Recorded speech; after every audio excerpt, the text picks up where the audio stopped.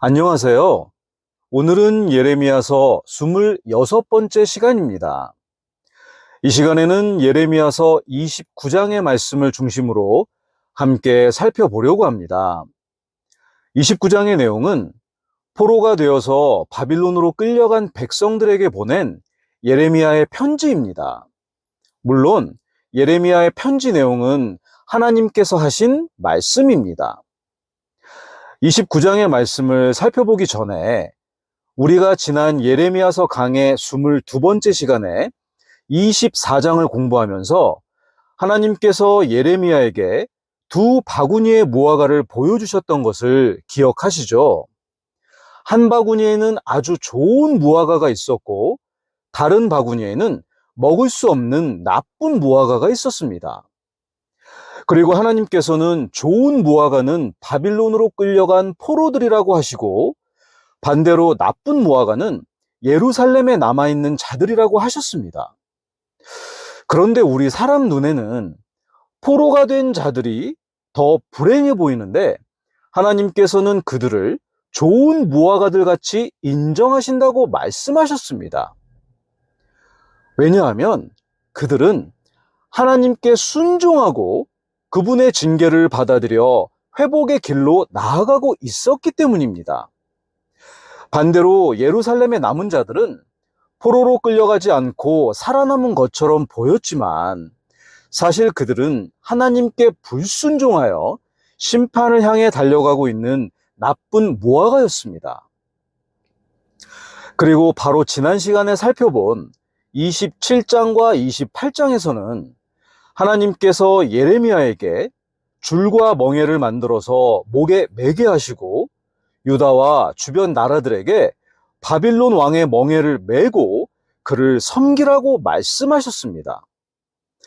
이것은 창조주이시고 모든 것을 주관하시는 군대들의 주이신 하나님께 순종하라는 것이었습니다. 그러나 거짓 대언자 하나냐가 나타나서 예레미야의 목에 멍에를 벗겨서 꺾으며 2년 안에 모든 것이 회복될 것이다. 이렇게 외쳤습니다. 그 거짓말이 사람들에게는 달콤하게 들릴 수 있지만 그것은 하나님의 말씀이 아니었습니다. 그리고 거짓 대언자 하나냐에게 하나님께서는 그가 꺾어버린 나무 멍에 대신 쇠 멍에를 씌우리라고 말씀하셨고 그 해가 가기 전에 하나냐는 죽을 것이라고 말씀하셨습니다. 그리고 그는 2달 만에 죽었습니다. 이것은 하나님께서 계획하신 것은 사람이 바꾸거나 꺾을 수 없음을 보여주시고 또한 하나님의 이름으로 거짓 대언을 하는 자는 반드시 죽게 된다는 신명기 18장 20절의 말씀을 확인시켜 주셨으며 거짓 위로는 사람을 절대 살릴 수 없고 오직 하나님의 말씀에 순종하는 것만이 사는 길이라는 것을 보여주신 것입니다. 그리고 우리가 성경을 통해서 하나님께서는 그분의 백성을 때로는 징계로, 때로는 심판으로 다스리시는 것을 볼 수 있습니다. 그리고 징계와 심판은 큰 차이가 있습니다. 징계는 사랑하는 자녀를 바른 길로 돌이키기 위한 하나님의 사랑의 손길이지만 심판은 끝내 말씀을 거부한 자에게 내리는 하나님의 무서운 판결입니다. 이제 이런 내용들을 기억하시면서 오늘 본문인 29장의 말씀을 보겠습니다. 먼저 1절입니다. 한편 포로로 끌려간 장로들 중에서 남은 자들과 또 느부갓네살이 예루살렘에서 바빌론으로 포로로 끌고 간 제사장들과 대언자들과 온 백성에게 대언자 예레미야가 예루살렘에서 보낸 편지의 말들은 이러하니라. 이렇게 바빌론에 끌려간 포로들에게 예레미야 대언자가 편지를 보냈습니다. 그 편지의 내용을 볼까요? 4절에서 7절까지 보겠습니다. 나 군대들의 주 곧 이스라엘의 하나님이 예루살렘에서 바빌론으로 포로가 되어 끌려가게 함으로 포로로 끌려간 모든 자들에게 이같이 말하노라. 너희는 집을 짓고 그 안에 거하며 정원을 만들고 거기서 나는 열매를 먹으라. 너희는 아내를 취해 아들, 딸들을 낳고 너희 아들들을 위해 아내들을 취하며 너희 딸들을 남편들에게 주어 그들이 아들, 딸들을 낳게 함으로써 너희가 거기서 늘어나고 줄어들지 아니하게 하라. 또 내가 너희를 포로가 되어 끌려가게 해서 머물게 한 그 도시의 평안을 구하고 그곳을 위해 주에게 기도하라. 그 도시가 평안해야 너희가 평안하리라. 이렇게 기록되어 있습니다. 이 말씀이 그 당시 포로로 끌려가서 바빌론에서 생활하고 있던 그 사람들에게 위로가 되었을까요? 아마도 위로가 아니라 너무 이해할 수 없는 또는 슬픈 말로 들리지 않았을까요? 포로로 잡혀가서 살고 있는 사람들의 마음이나 몸 상태, 그리고 생활이 얼마나 힘들었을까요? 그런데 힘든 포로 생활에서 빨리 건져주신다는 말씀이 아니라 그곳에 정착하고 살라고 하시니 얼마나 낙심했을까요? 그리고 자기들을 포로로 잡아온 그 사람들의 그 도시의 평안을 하나님께 구하라고 말씀하시니 이 말씀을 받아들이기가 쉽지 않았을 것 같습니다. 하지만 10절, 11절 말씀을 보겠습니다. 주가 이같이 말하노라. 바빌론에서 70년이 찬 뒤에 내가 너희를 찾아가고 너희를 향한 나의 선한 말을 이행하여 너희를 이곳으로 돌아오게 하리니 너희를 향해 내가 생각하는 생각을 내가 아노라. 그것은 평안을 주려는 생각이요 해악을 주려는 생각이 아니니 곧 기대하던 결말을 너희에게 주려는 것이라. 주가 말하노라. 이렇게 하나님께서 포로로 잡혀간 유다 백성들에게 집을 짓고 자손을 낳아 번성하라고 하신 건 지금은 징계의 시기지만 하나님께서 정하신 때가 되면 다시 회복시킬 계획이 있으니 낙심하지 말라는 겁니다. 그러니까 지금 그 자리에서도 희망을 잃지 말고 하나님의 백성으로서 올바르고 성실하게 살아가라는 말씀입니다. 이것이 바로 징계의 자리에서 주시는 하나님의 사랑의 약속입니다. 징계는 버리는 것이 아닙니다. 오히려 징계는 하나님께서 우리를 여전히 당신의 자녀로 여기신다는 증거입니다. 히브리서 12장 5절에서 8절 말씀을 잠시 보겠습니다. 또 자식들에게 하듯 너희에게 말씀하시는 권면을 너희가 잊었도다. 이르시되 내 아들아 너는 주의 징계를 멸시하지 말고 그분께 책망받을 때에 낙심하지 말라. 주께서는 자신이 사랑하는 자를 징계하시고 자신이 받아들이는 아들마다 채찍질 하시느니라 하셨느니라. 너희가 징계를 견디어내면 하나님께서 아들들을 대우하듯 너희를 대우하시나니 아버지가 징계하지 않는 자가 무슨 아들이냐?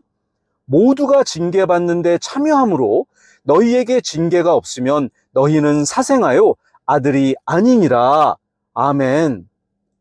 부모가 자녀를 너무 사랑하기 때문에 잘못할 때 훈계하고 징계하는 것처럼 하나님께서도 우리를 너무 사랑하시기 때문에 징계하시는 것입니다. 부모가 자녀를 징계하는 이유는 미워해서가 아니라 살리기 위해서이고 또 올바르게 세우기 위해서잖아요.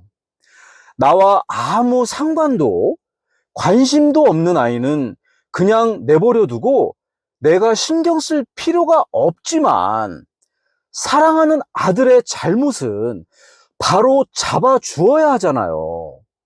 마찬가지로 하나님께서 우리를 징계하시는 것은 우리를 더 성장시키시고 더 단단하게 만들고 회복의 길로 인도하시기 위함입니다. 그 다음 포로로 끌려가지 않고 예루살렘에 남아있던 자들에게 하신 말씀을 볼까요? 16절에서 18절 말씀을 보겠습니다. 다윗의 왕좌에 앉는 왕과 이 도시에 거하는 온 백성과 너희와 함께 포로로 잡혀가지 아니한 너희 형제들에 대하여 주가 이같이 말하는 것을 너희는 알라. 군대들의 주가 이같이 말하노라. 보라, 내가 그들에게 칼과 기근과 역병을 보내어 그들을 너무 나빠 먹을 수 없는 몹쓸 무화과들 같이 만들리라. 또 내가 칼과 기근과 역병으로 그들을 핍박하고 그들을 넘겨주어 땅의 모든 왕국들로 옮겨가게 하며 또 내가 그들을 쫓아내어 함께 살게 한 모든 민족들 가운데서 그들이 저주와 놀랄 일과 비웃음거리와 치욕거리가 되게 하리라.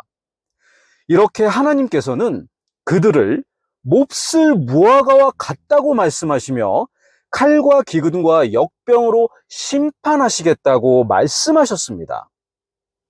그 이유를 19절에서 말씀하십니다. 주가 말하노라. 그 까닭은 내가 그들에게 보내되 일찍 일어나 보낸 나의 종 대언자들이 전한 내 말들에 그들이 귀를 기울이지 아니하였기 때문이라. 너희가 들으려 하지 아니하였느니라. 주가 말하노라.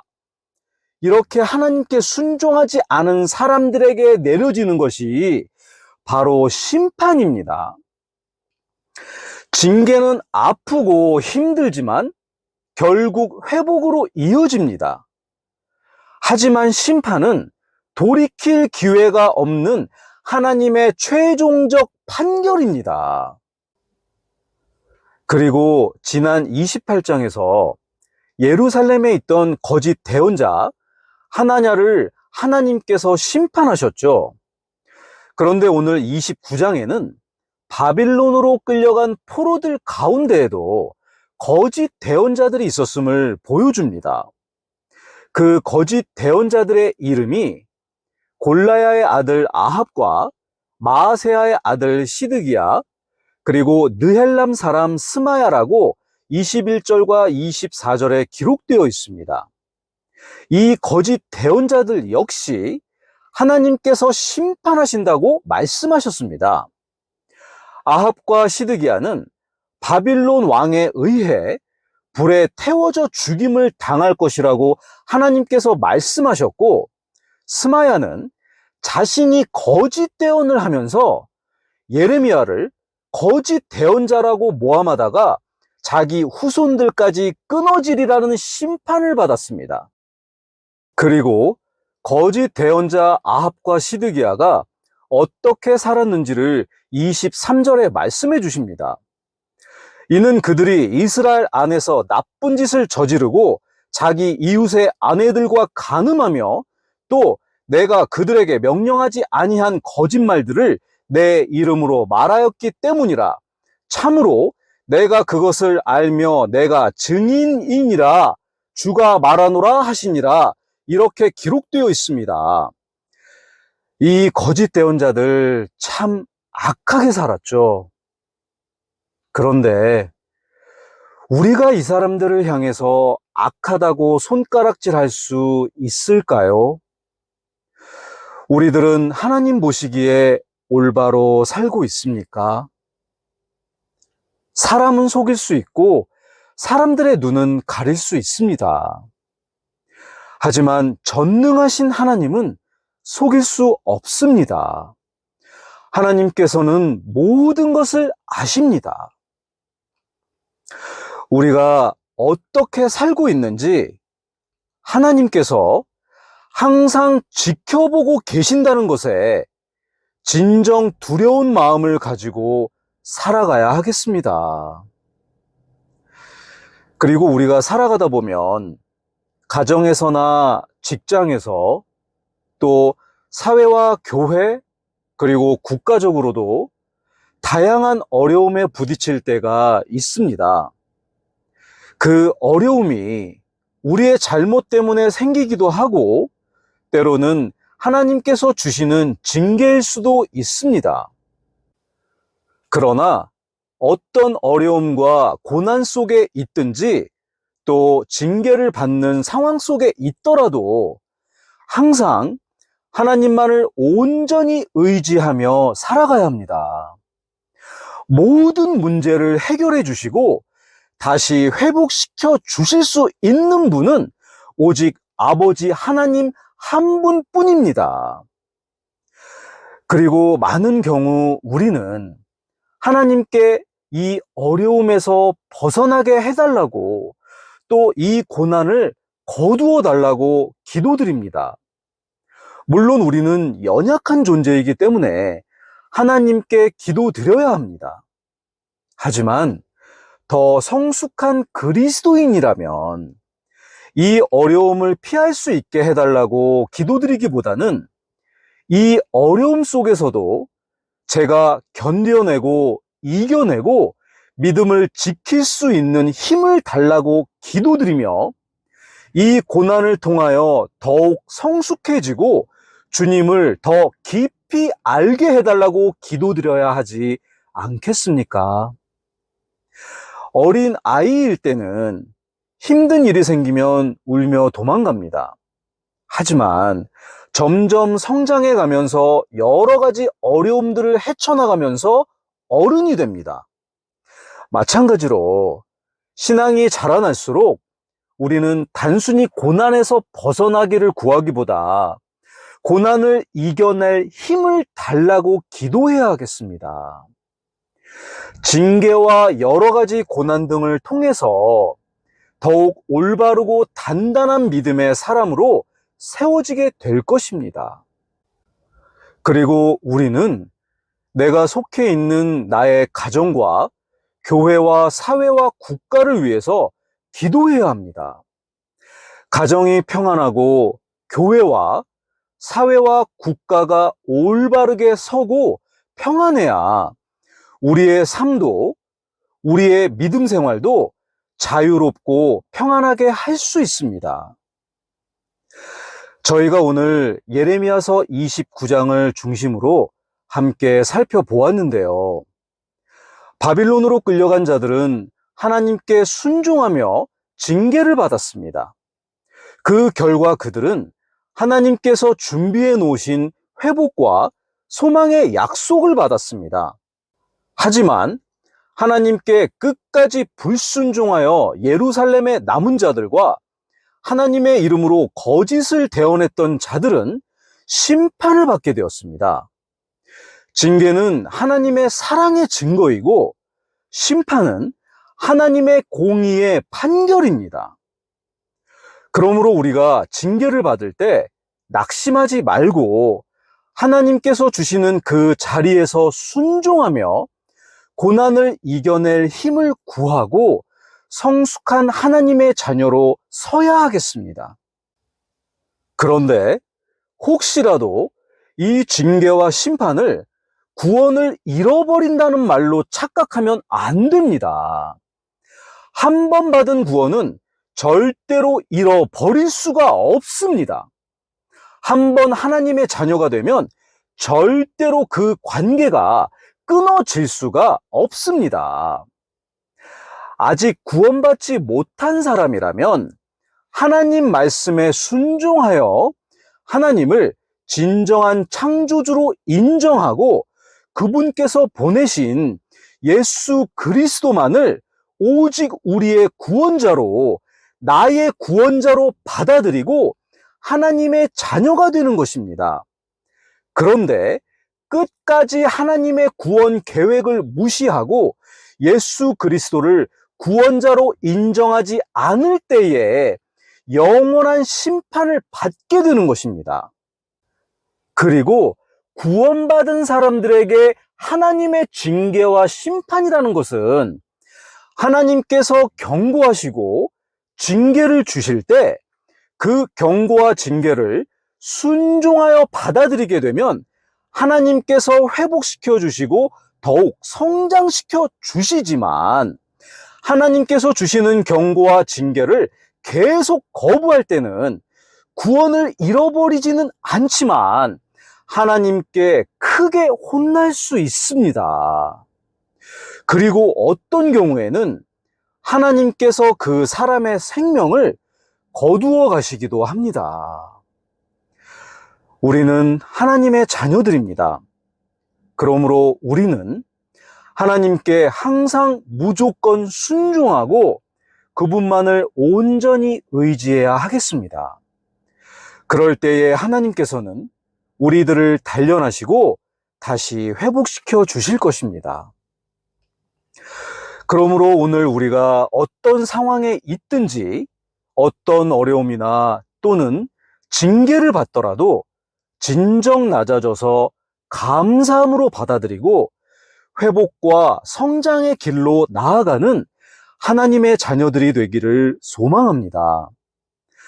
마지막으로 오늘 본문인 예레미야서 29장 11절 말씀을 다시 한번 읽으며 마치겠습니다.